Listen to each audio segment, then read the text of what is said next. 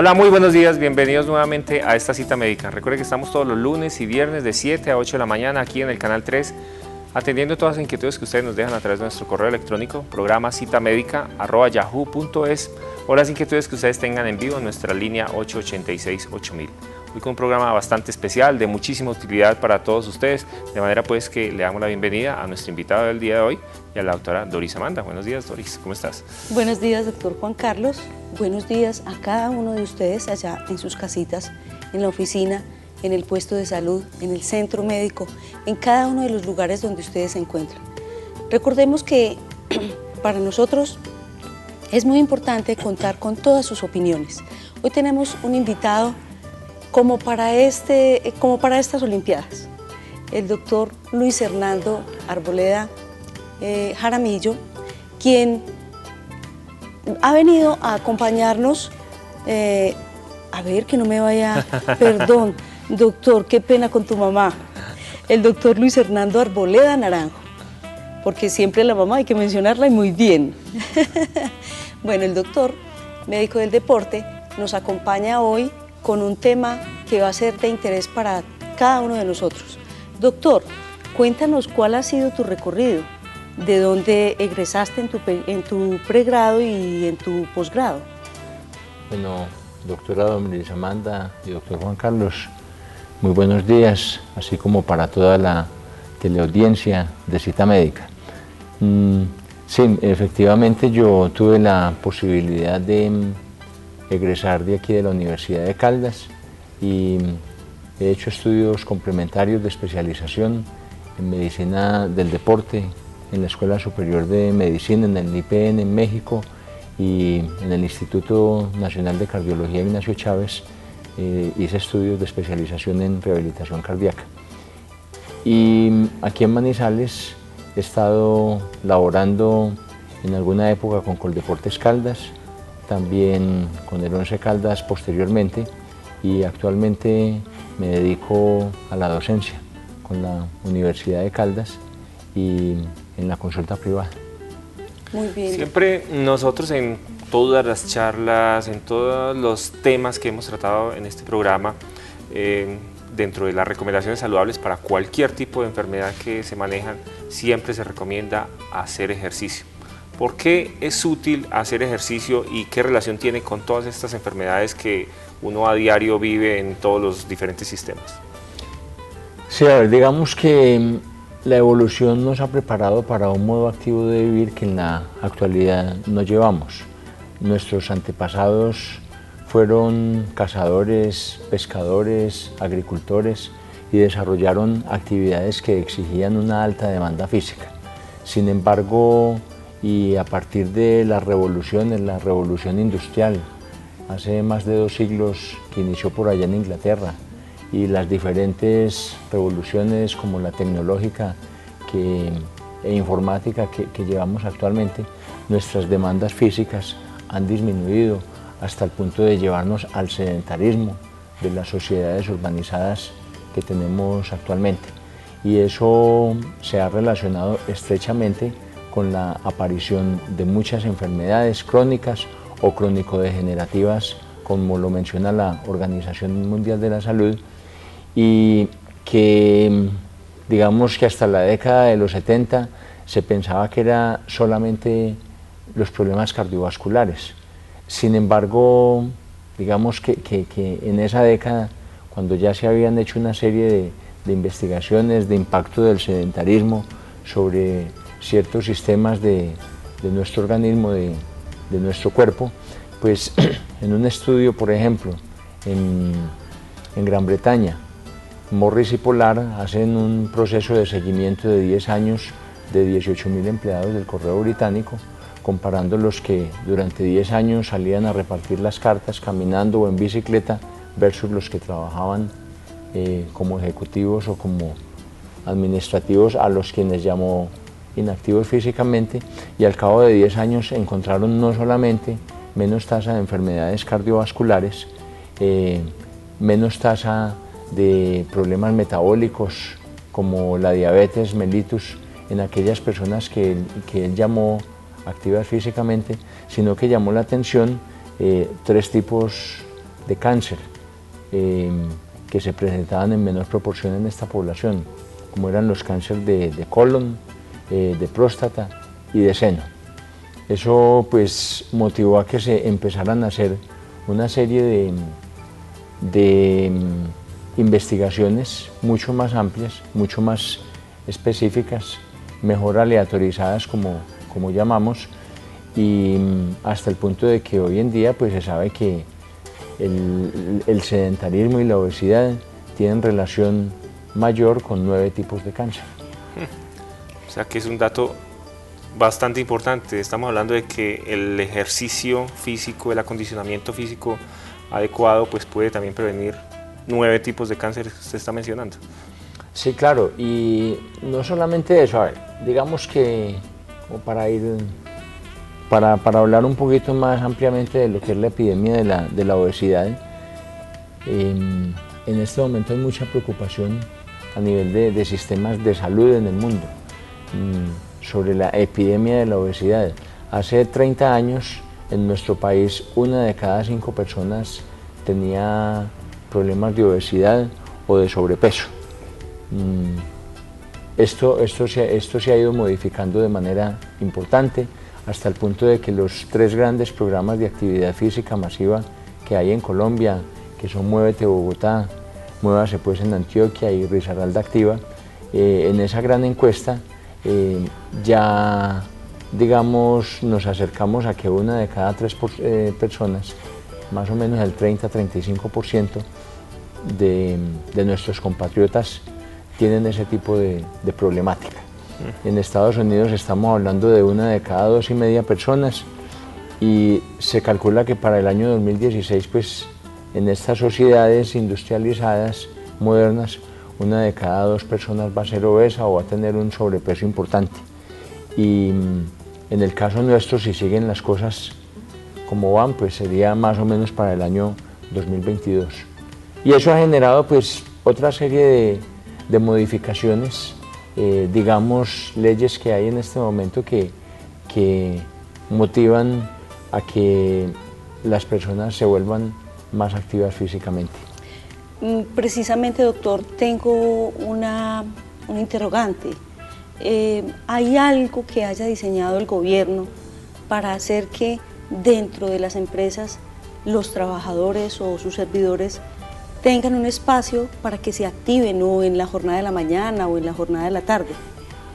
Bueno, digamos que la ley 1355 del 14 de octubre de 2009 habla de la obesidad y la reconoce como un problema de salud pública, que hay que prevenirlo y manejarlo.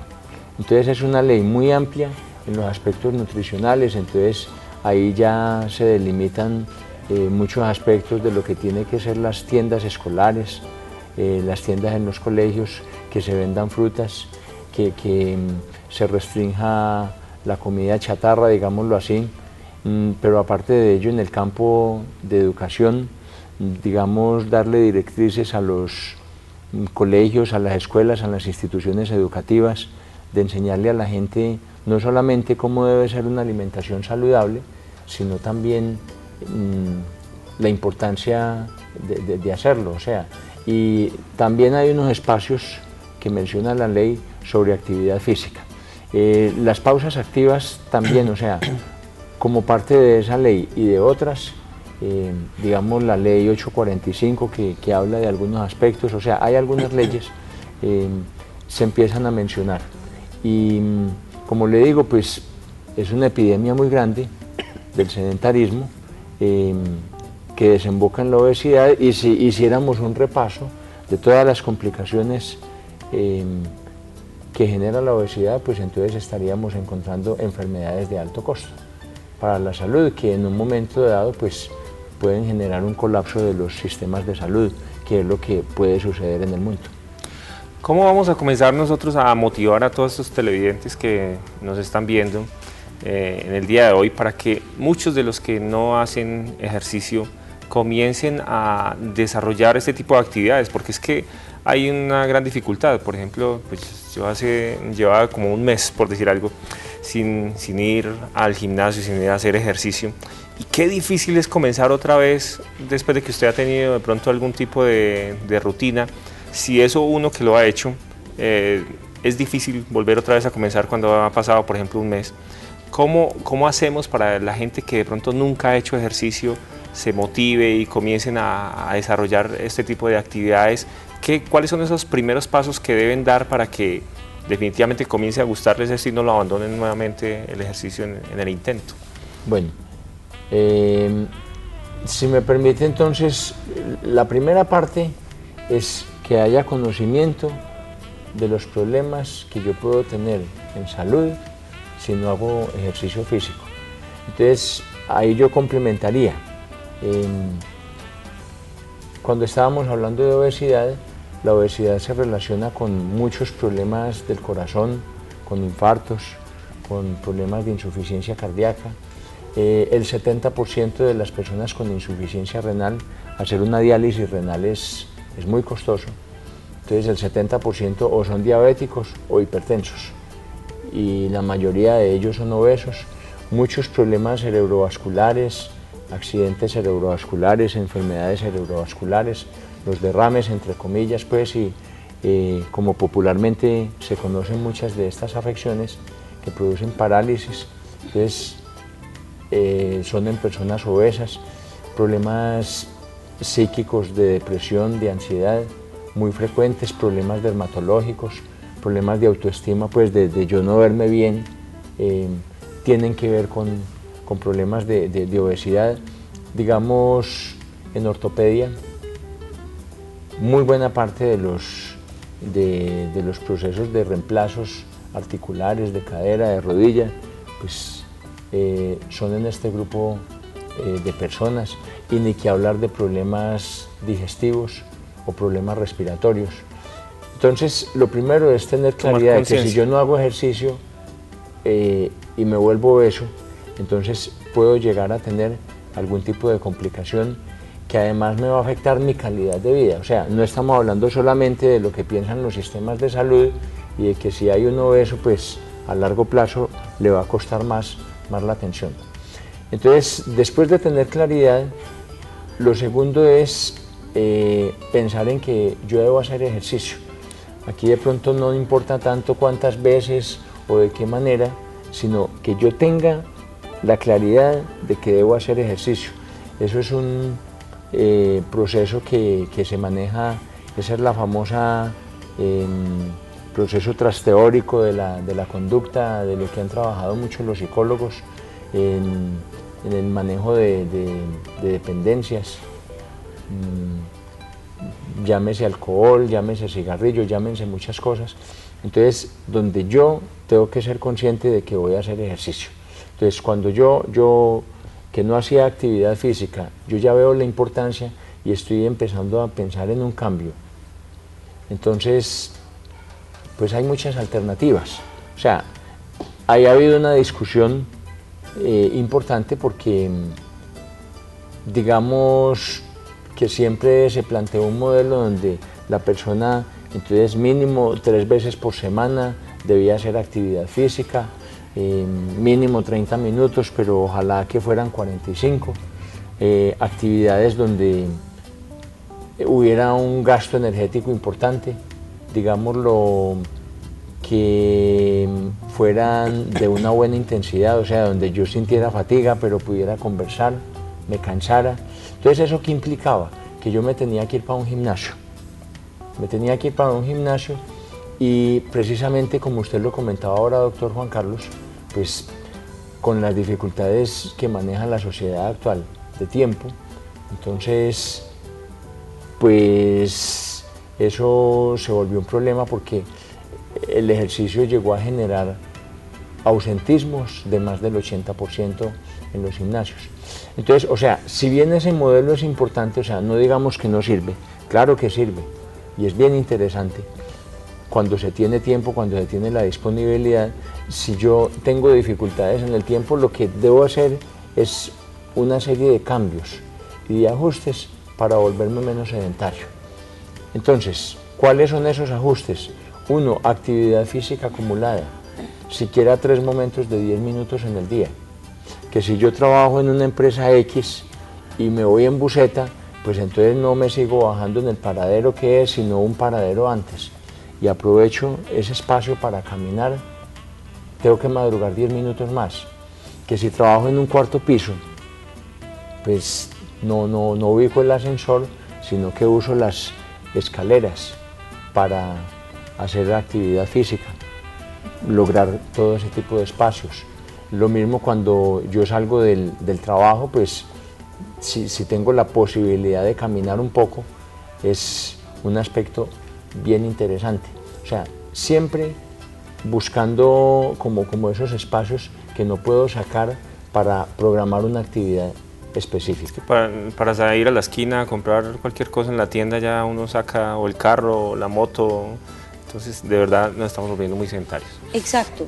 Ahorita que me propuse andar más en buseta, que es una actividad muy rica porque allí he tenido la oportunidad de saludar muchos pacientes, en fin, me bajo para ir a la oficina mucho antes o más o menos en el Fundadores y me voy caminando, observo esta ciudad tan hermosa que tenemos, que uno se puede ir caminando y observa esa 22 linda, esa proyección. Efectivamente, cuando llego al trabajo he sentido como una satisfacción. Hice algo por mí, saludé a la gente, disfruté, recreé mis ojos y seguí al trabajo en paz. Eso es algo que el doctor está tocando que parece como, sí, algo muy elemental. Es importantísimo, nos está preparando para toda la rutina del día. Doctor, hay mucha actividad en este momento de personas de la tercera edad y de antes de la tercera edad en actividad de baile. Eso me tiene muy contenta porque el baile es una actividad muy especial. ¿Qué experiencia tienes en esa parte? Esa parte es interesantísima. Precisamente eso hace parte de los nuevos modelos de prescripción del ejercicio, donde entonces no nos ceñimos a un esquema de que tienen que ser 3 a 5 actividades semanales específicas, de ir a caminar, de montar en bicicleta, de nadar, sino que dentro de la actividad cotidiana, dentro del diario vivir, nosotros manejamos actividades que generan alta demanda física y una de esas es el baile recreativo, hay baile deportivo, los aeróbicos. Entonces, digamos en el caso nuestro de la consulta, qué mejor que buscar, por ejemplo, esa adherencia al ejercicio por medio de la pareja, porque es que cuando nosotros bailamos lo hacemos en pareja, entonces muchas veces cuando no hay la disponibilidad de tiempo o el gusto o aparece la pereza, entonces el baile es una estrategia muy importante y que puede ser tan valiosa en gasto energético como otras actividades cotidianas del gimnasio o más dependiendo de la duración, porque además es el gusto con el cual yo haga las cosas. Y la verdad es que las personas llegan al baile con una disposición muy buena. Tú decías, doctor, algo ahorita muy importante y es que no siempre el paciente o tiene la disposición o la cercanía del gimnasio o, bueno, algún obstáculo hay. A mis pacientes yo les recomiendo que cuando no tuvo tiempo de caminar o cuando estaba lloviendo mucho o cuando no alcanzó a ir a la piscina, etcétera, entonces ese día invierta ese tiempo que había proyectado para hacer esa actividad en su casa. Cuando nosotros escuchamos música, hay una cantidad de sustancias que se liberan en el cerebro que se llaman endorfinas. Esas endorfinas son las que nos van a hacer producir esa sensación de satisfacción. Y además podemos emplear el espacio de la casa. Alguien más se nos puede adherir a esta actividad que vamos a hacer. Y si estamos solos, pues hagámoslo. Por ejemplo, he observado que yo le digo a mi mamá, mamá, por favor no te vayas a quedar quietecita allá en la casa. Si no vas a salir, el baile. Vamos a disponer una horita de baile. Y sí la encuentro con mucha disposición y con mucha alegría. Entonces, el baile nos va a ayudar no solamente a hacer un gasto de todo eso que nosotros estamos ingresando, sino también a disponernos a la vida. La vida es maravillosa, o sea que bailar es una buena estrategia. Claro que sí. Ay, Dios, no bailo. Bueno, doctor, hay muchos pacientes que también se quejan en el sentido de que tienen sobrepeso, los manda a uno como recomendación pues hacer algún tipo de ejercicio. Y se quejan porque ellos dicen que hacen ejercicio y no bajan o lo suficiente de peso o no alcanzan como esas metas que quisieran o que quisieron como médico tener para llevarlos como a un peso ideal. ¿Qué pasa con el ejercicio? ¿Cuánto debe hacer uno de ejercicio para tener como unos bajas significativas en el peso, en ese control del peso? Bueno, hay varias cosas. Primero, lo ideal en esos casos es que la persona haga más de 15, 20 minutos de actividad aerobia continua para que se generen, mejor dicho, se activen unos sistemas metabólicos en el cuerpo donde los carbohidratos no van a ser la principal fuente energética, sino las grasas. ¿Y cómo es esa actividad aerobia? O sea, actividad continua donde yo sienta fatiga, pero pueda conversar. Aquí no vamos a hablar ni siquiera de frecuencias cardíacas porque a veces inclusive es muy difícil palpar el pulso. O sea, simplemente es actividad donde yo sienta fatiga, esté cansado, pero pueda sostener una conversación y pueda mantener durante muchos minutos ese tipo de actividad rítmica constante. Eso es una actividad aeróbica o aerobia. Entonces, eso sería pues como lo primero. Lo segundo es que tenga regularidad, o sea, que mínimo yo la esté haciendo 3 veces por semana, ojalá 5, 6 veces por semana, incluso si no es de muy alto gasto energético, podemos hablar incluso de todos los días.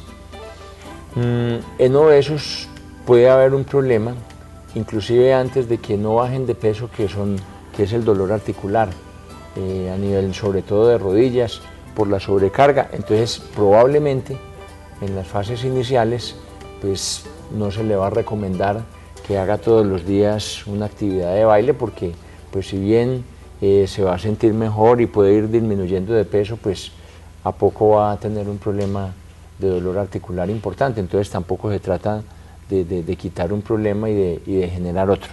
Entonces ahí se busca que sean actividades combinadas de bajo impacto, que llamamos. El impacto se clasifica, o sea, el alto impacto es cuando yo hago algún tipo de actividad y los dos pies están en el aire en un momento determinado. En el moderado impacto uno de los 2 pies está apoyado en el piso, y en el bajo impacto pues los 2 pies están apoyados. Entonces hablamos de actividades de bajo impacto como el ciclismo, como la elíptica, la natación. De moderado impacto yo puedo hacer una caminata, puedo hacer de alto impacto una clase de aeróbicos muy intensa. Entonces probablemente a ellos no se les va a recomendar esta última parte, pero con el ciclismo, por decir algo, o con la natación, yo puedo tener gasto energético grande, similar al de una clase de aeróbicos. O sea que una persona que está jugando fútbol el fin de semana está haciendo una actividad de mediano y alto impacto. De mediano y alto impacto, sí, cómo no. Bueno. Entonces, a ver, ese es otro estandarte, pero digamos el parámetro principal es la fatiga. Usted hablaba ahora de las beta-endorfinas. Las beta-endorfinas son neurotransmisores y digamos dentro de la clasificación química se habla de que son opiáceos endógenos, o sea que tienen una estructura química similar al opio y a estas sustancias, y a ello digamos, o por ello se explica de cierta manera la dependencia que nosotros generamos al ejercicio físico. Cuando yo hago ejercicio físico regularmente y llevo 3, 4 meses, un año y me lesiono o no puedo asistir a la actividad física, yo ese día no me siento bien y tengo problemas de ansiedad, puedo tener depresión. Ese es un manejo muy difícil, por ejemplo, a nivel de los clubes deportivos donde la gente vive de la actividad física o del deporte. Entonces, o sea, aquí lo importante es la regularidad, cumplir con un tiempo mínimo pero ojalá, o sea, en la medida en que yo pueda desarrollarlo durante más espacio de tiempo, pues va a ser mejor por gasto energético. Respecto a eso, de ese tema que estamos hablando de la regularidad, uno encuentra también muchas personas que pues, por su falta de tiempo a veces se dedican solamente los fines de semana a hacer ejercicio.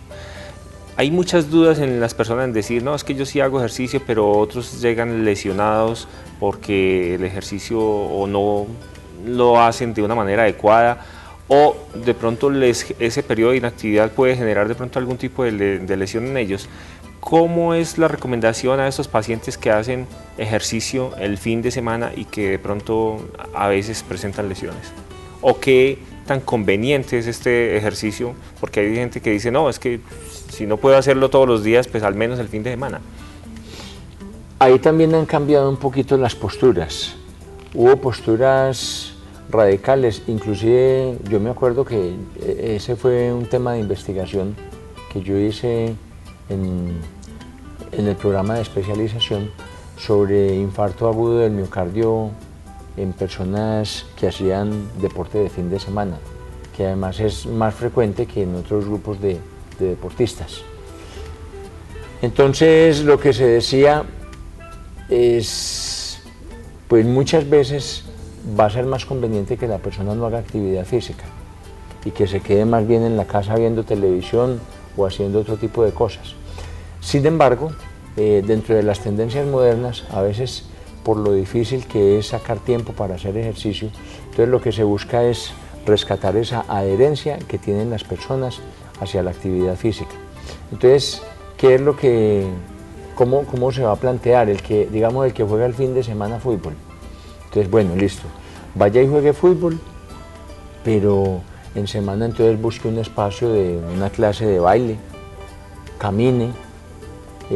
Si usted puede complementar bien todas esas actividades, probablemente no tenga mucho problema. El riesgo de complicarse el fin de semana va a ser mínimo.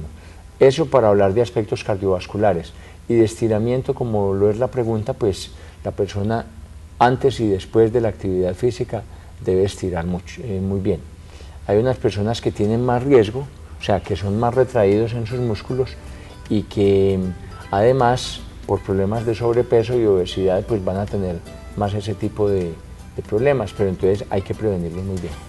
Bueno, vamos a ir a un corte de comerciales y ya regresamos con ustedes.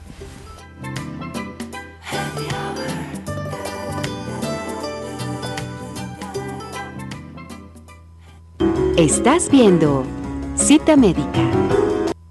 Estás viendo Cita Médica. Bueno, estamos aquí en Cita Médica con el doctor Luis Hernando Arboleda, es médico deportólogo, hablando del ejercicio. A partir de este momento nuestras líneas están abiertas. Si usted tiene alguna pregunta referente al tema del ejercicio, cómo debe hacer ejercicio, si usted tiene alguna patología, alguna enfermedad y quiere que el doctor Luis Hernando le recomiende algún tipo de ejercicio, pues nos puede llamar, que está nuestra línea 886-8000 disponible para todos ustedes. Una pregunta muy común de las personas: ¿cuál es el ejercicio que más nos recomienda para bajar de peso? ¿Qué tipo de ejercicio debo yo hacer para que queme de pronto más calorías y tenga un impacto más grande sobre mi salud en ese sentido? Obviamente que el trote es una buena alternativa. Digamos que cualquier tipo de ejercicio de gimnasio donde yo asegure un gasto calórico importante, de gimnasio o en la calle, o sea, el ciclismo yo lo puedo hacer en la calle con muy buen rendimiento, es un deporte muy duro que también me va a servir para lo mismo. Y yo ahí aprovecho para mencionar que entonces hay la concepción de que si yo tengo grasa a nivel abdominal, entonces voy y hago abdominales y que eso me garantiza reducir de peso. Eso tiene otra historia. La historia es que en Estados Unidos, por ejemplo, Jane Fonda hace 25 o 30 años decidió desarrollar un programa de aeróbicos en la casa, ya que por estaciones a ellos se les dificultaba hacer las actividades normales de gasto físico, entonces sobre todo en época de invierno. Entonces ella lo que hizo fue desarrollar una serie de actividades para hacer en una colchoneta. Entonces, como eran abdominales, entonces lo mismo, los abdominales después de 15 minutos de actividad continua, pues me van a generar un gasto importante de grasa, pero no necesariamente tiene que ser mayor a una actividad de trote o a una actividad de natación, simplemente es el tiempo y la intensidad del ejercicio. Entonces yo pienso que, o sea, la misma caminata, pero a veces el secreto no es tanto qué tipo de actividad, sino cómo la voy a combinar. Yo no me gano nada con generar un gasto metabólico importante a través de la actividad física si yo llego y sigo comiendo lo mismo. Entonces, ahí lo importante es combinar aspectos. Bajar de peso a punta de dieta, como se dice popularmente, pues es muy difícil porque además yo puedo, si es una dieta muy estricta, yo puedo terminar con un problema de anemia o con problemas musculares o bueno. Y si lo hago, y si yo trato de reducir de peso solamente a expensas del ejercicio, va a ser más difícil. De hecho, muchas personas que van a los gimnasios, entonces la señora que pesaba 65 kilos durante toda la vida y de un momento a otro apareció con 72 kilos, entonces llega al gimnasio, empieza la actividad física, al mes va a la báscula y en vez de bajar de 72 kilos está en 73 kilos. Sí. Entonces pasan otros 15 o 20 días y está en 73 kilos y medio, entonces dice, no, me voy a salir del gimnasio porque me voy a engordar. Pero nadie le hizo caer en la cuenta que ya la ropa le quedaba más holgada, que había reducido una talla. ¿Qué es lo que está sucediendo en ese momento? Que el organismo se está defendiendo. Era un organismo sedentario que necesita aumentar de masa muscular precisamente para soportar ese estrés físico que está conllevando en ese momento. Entonces, muchas veces los efectos de pérdida de peso por grasa se van a ver después de 2 o de 3 meses. O sea que otra recomendación es paciencia. Paciencia, o sea, disfrutar del ejercicio, generar esa necesidad, esa adherencia que es muy importante. Alguien me hacía una observación y me decía, doctora, ¿usted se imagina cómo van a ser los pulgares en el futuro? Y yo, ¿cómo así? ¿Cómo así que van a ser los pulgares? ¿Por qué? Me dice, si todos ahora andan con su BlackBerry y chateando y además ingresando una cantidad de sustancias que son disruptores hormonales en toda esta comida chatarra que tenemos.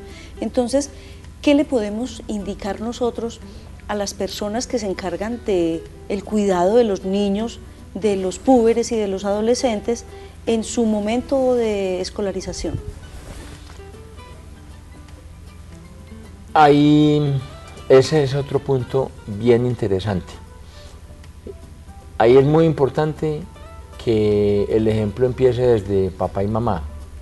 Entonces, que los padres hagan actividad física, que los acompañen a escuelas deportivas.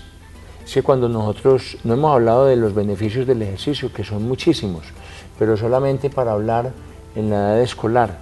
Entonces, cuando yo hablo de beneficios como responsabilidad, disciplina, autoimagen, autoconfianza, socialización, beneficios de orden biológico, toda la prevención de enfermedades que hay alrededor del ejercicio físico, como lo mencionábamos en un principio, solamente pues evitando la obesidad y el sobrepeso.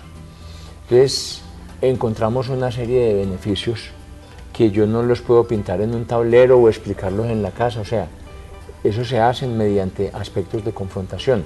Entonces, cuando el niño va a la escuela deportiva, pues primero, si le toca la escuela de fútbol el sábado a las 9 de la mañana, pues a las 7 de la mañana, 7:30, le está tocando al papá para que se levante, o a la mamá y lo lleven, porque él sabe que si llega tarde, entonces no lo van a poner a jugar o no va a poder entrenar como él quisiera. Entonces, así se maneja la responsabilidad y la disciplina, pero también en el campo de juego, sobre todo eso lo dan los deportes de conjunto. Yo me voy a confrontar con otras personas que son mejores técnicamente que yo, entonces eso es respeto hacia los demás, pero también voy a ser mejor que otros, también eso es autoconfianza, o sea, son muchos los beneficios del ejercicio. Entonces, hay que partir, digamos, como de esos modelos, que el padre de familia esté acompañando al niño. 2, ¿qué más hacer? Entonces vienen los procesos educacionales, o sea, ahí tiene que entrar la sociedad. Lamentablemente, el valor social del deporte que tenemos en nuestras sociedades, aunque no es malo, tampoco es el ideal, entonces ya hay muchas sociedades que nos llevan ventaja en esos aspectos. Podríamos decir que para eso es importante el alto rendimiento. Ahora que usted mencionaba de época de Juegos Olímpicos, claro que eso genera adherencia de alguna manera y la gente está interesada no solamente en ver la práctica deportiva, sino en generarla. Pero eso es un proceso constante que parte de muchas vertientes, de la familia, de la sociedad, de la escuela, del gusto por el deporte. Y viene el problema del chateo. Entonces también aparecen estos juegos como el Nintendo, para hablar de marcas pues que permiten algunos juegos ya donde la persona se vuelve un poquito activa, que todavía pues no han logrado como llenar toda la expectativa que se tenía para que realmente la gente se pueda volver activa físicamente, inclusive a partir de este tipo de estrategias. Pero pues son estrategias que pienso yo que son susceptibles de ser mejoradas. Bueno, entonces dice algún paciente dice, yo soy un deportista de fin de semana, pero además de eso también combino otras cosas como licor, cigarrillo. ¿Qué? ¿Sí tiene validez allí el ejercicio? ¿O más bien lo hacemos suspender el cigarrillo y el licor? La respuesta es hacer suspender el cigarrillo y el licor. Si no, o sea, esa combinación es muy peligrosa. Más o menos entre el 5 y 7% del total de infartos ocurren durante y hasta una hora después de la práctica deportiva. Y digamos, muchos de ellos son deportistas de fin de semana. Entonces el famoso cuento de que voy a botar la gripa con ejercicio o que voy a matar el guayabo con el ejercicio, eso no es válido. Por ejemplo, el alcohol, que es un diurético, es decir, estimula la producción de orina, o sea, parte de esa agua que perdemos, ¿de dónde va a salir? De la sangre. Entonces la sangre se va a volver más espesa y va a haber más predisposición a alguna de estas complicaciones. Entonces la respuesta es, no se puede combinar. Combinación peligrosa. Peligrosísima. Vamos a escuchar a un televidente en línea. Muy buenos días. Buenos días para participar en el programa. Bienvenida, claro que sí. Gracias, los felicito, ¿no? Qué dicha con un invitado como el que tiene. Muchas gracias por toda la información sobre deporte. Yo soy una persona de 68 años.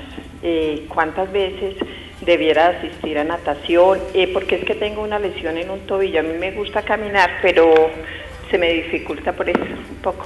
Entonces quisiera saber cuántas veces en la semana sería aconsejable y si es verdad que cuando uno hace natación no debe hacer otros ejercicios, porque los tendones creo que quedan remojados, blandos. Remojaditos. Se le mojan los tendones. Está buena esa inquietud. Muchísimas gracias por esas palabras y esa pregunta también tan interesante, doctor. Bueno, la natación la puede hacer todos los días de la semana. Si estaba acostumbrada a caminar 5 días de la semana, 5 días de la semana puede hacer natación. Además, la natación es un deporte muy completo, donde se utilizan grandes grupos musculares y se reduce el impacto a lo mínimo. Entonces, ahora, ya sería como de buscar estrategias. No se nos olvide, ejercicio donde yo sienta fatiga, pero pueda conversar y pueda sostener largo rato el ejercicio. Ahora, no tiene que ser una sesión de de natación continua, puede ser intermitente, también es válido.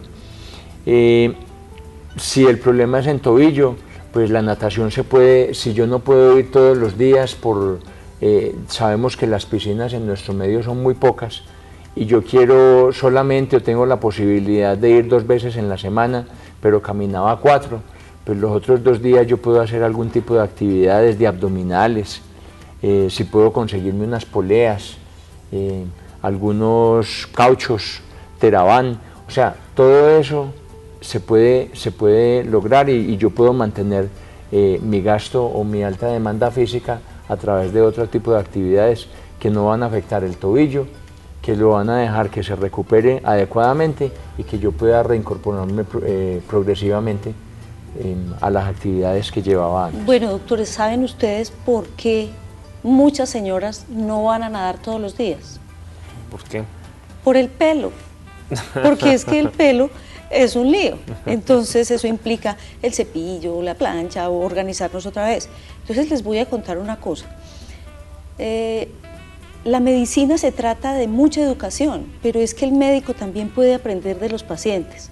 Yo aprendí de una paciente muy juiciosa que tengo, que a diario va a nadar, y me contó que en los sitios donde lo peinan a uno y le arreglan el cabello, allá venden un champú especial que no tiene sodio. Entonces ese champú nos ayuda a cuidar el pelo y nos ayuda a que nosotros no nos maltratemos el pelo tanto, y el pelo se hace más manejable. Entonces esa es una estrategia para que las señoras o los señores que tienen algún problema con su cabello vayan sin temor. Nosotros no a pensábamos nadar. mucho en el pelo, ¿cierto? Sí, no, Pero las señoras Las sí. señoras sí. Mira que es algo que parece como muy trivial y resulta que ese puede ser uno de los inconvenientes para que naden. Tengo muchos pacientes con artrosis, ¿sí? Hay pacientes de caderas, de rodilla, de pies o de espalda, y comienzan a nadar, y eso es una bendición. Entonces, para que no se desmotiven, por favor, ahí está un champú especial que no tiene sodio.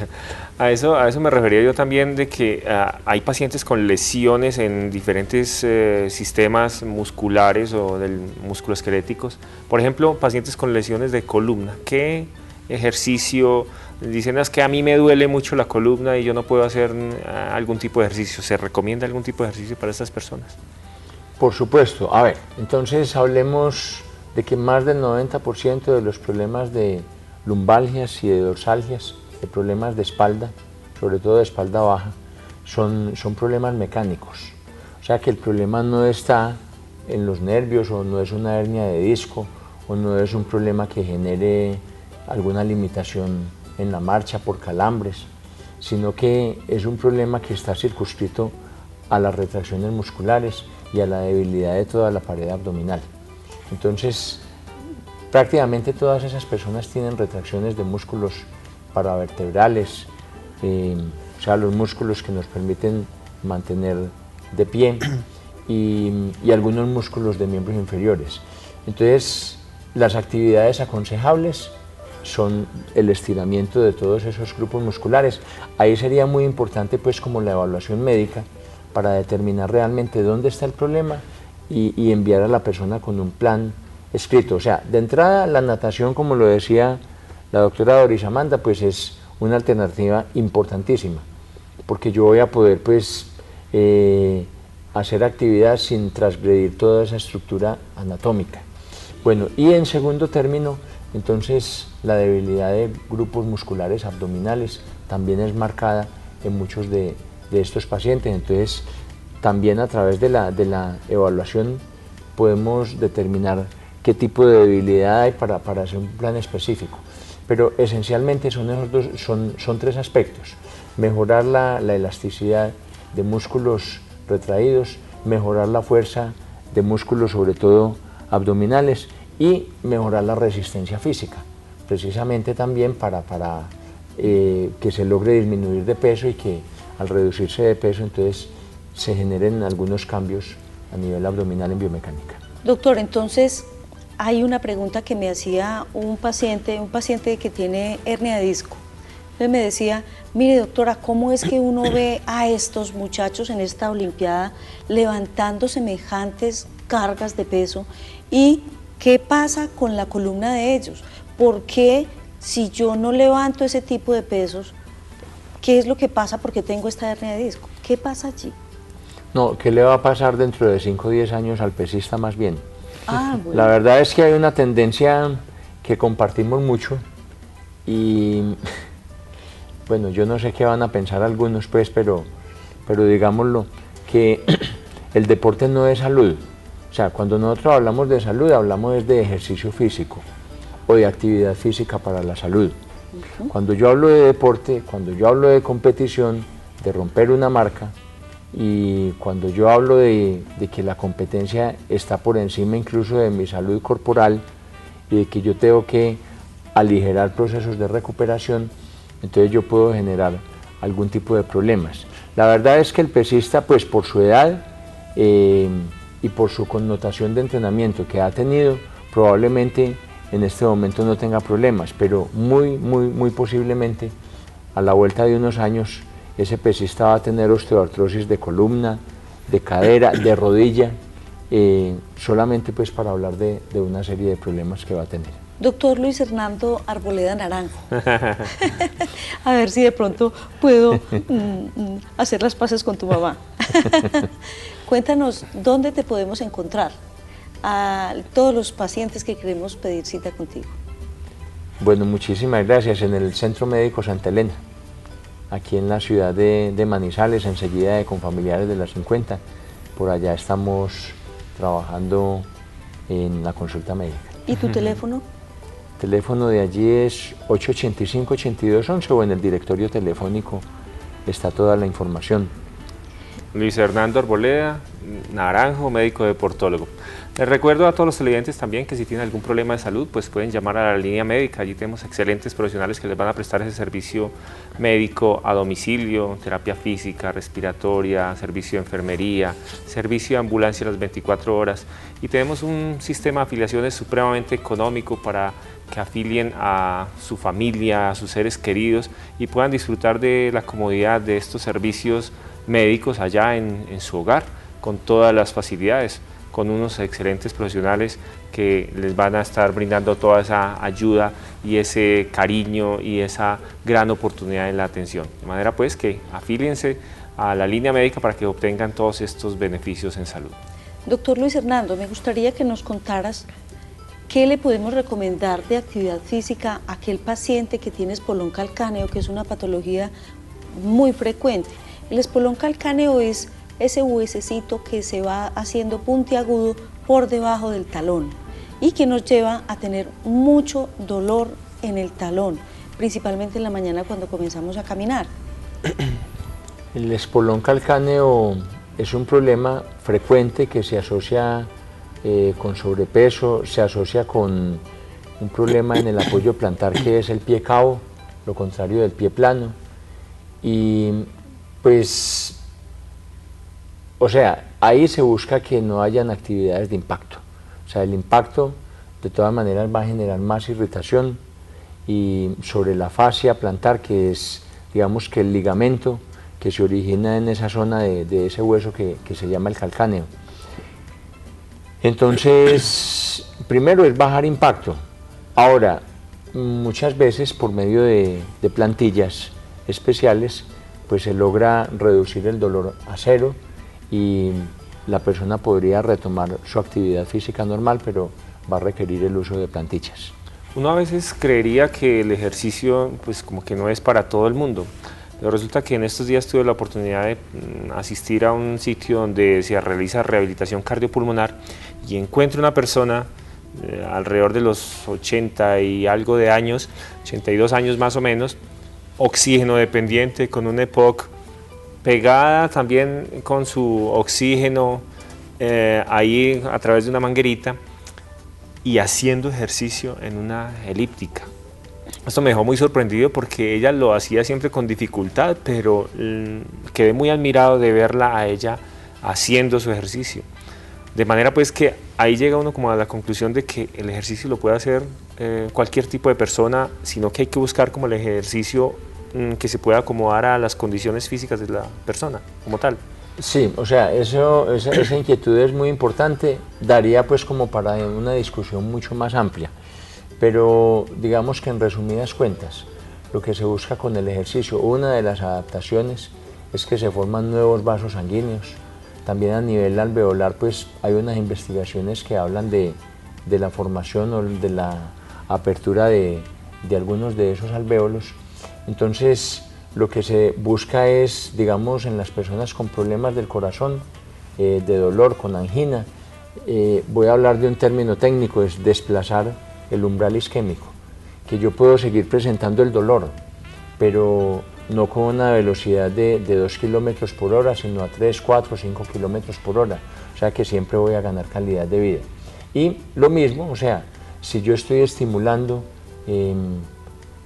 a pesar de tener una dificultad respiratoria, con el ejercicio físico, esas adaptaciones orgánicas, pues es muy importante porque me van a generar calidad de vida. Obviamente, esta persona que usted vio, pues probablemente se le había hecho una ecocardiografía, se le descartó algún proceso de hipertensión pulmonar, o sea, y siempre va a haber unos parámetros para que la persona pueda hacer actividad física bajo unas condiciones que le van a permitir, valga la redundancia, una gran mejoría corporal. Doctor, aquí una pregunta que de pronto se sale de lo que es patológico, ¿sí? Pero que puede ser patológico en caso de que esta persona comience a hacerse intervenciones. Me pregunta una niña muy linda de 22 años, me dice, doctora, yo no quiero realizarme ningún procedimiento en mis glúteos, quiero que mis nalgas sean lo más natural posible. ¿Yo cómo hago? ¿Qué ejercicio puedo hacer para que mis nalgas se vean redondas? Porque yo no quiero ir ni a colocarme grasa, ni sustancias extrañas, ni nada. Quiero que sea con ejercicio. ¿Cómo puede hacer esta persona? Bueno, entonces ahí yo sí pienso que la recomendación es un gimnasio. Un gimnasio porque el gimnasio va a tener las máquinas específicas. En el medio hay gimnasios además excelentes, con muy buenos instructores que tienen toda la formación, o sea, para hacer un direccionamiento frente a esos objetivos. De hecho, cuando la persona se matricula en el gimnasio, pues le preguntan, bueno, ¿cuáles son sus objetivos? Y uno de esos será ese objetivo a lograr, y entonces hay una serie de máquinas que van a permitir el fortalecimiento de esos glúteos, y los pues tienen que ver precisamente con extensión de la cadera, con cierto grado de fuerza que van a permitir el fortalecimiento de toda esa zona. Bueno, hemos llegado al final de esta cita médica. Le damos los agradecimientos al doctor Luis Hernando por habernos acompañado el día de hoy, por sacar unos minutos de su tiempo y darnos estas interesantes instrucciones o recomendaciones para nosotros realizar nuestro ejercicio habitual, y para las personas que no lo hacen, pues que se motiven realmente a comenzar a desarrollar algún tipo de actividad, porque va a tener un impacto muy importante sobre su salud. Le damos los agradecimientos a todos ustedes por estar también ahí pendientes cada día de nuestro programa. Doctora Doris, nos vemos el próximo lunes. Un feliz fin de semana.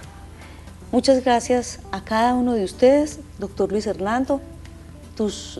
Tu presencia es muy importante en este programa, y les recuerdo mi número de celular 310-3900-856, mi correo electrónico dorisa3@hotmail.com. Les recuerdo pues que la cultura es parte fundamental del desarrollo de cualquier sociedad. Una sociedad sin cultura es una sociedad pobre, es una sociedad muerta y es una sociedad manipulable.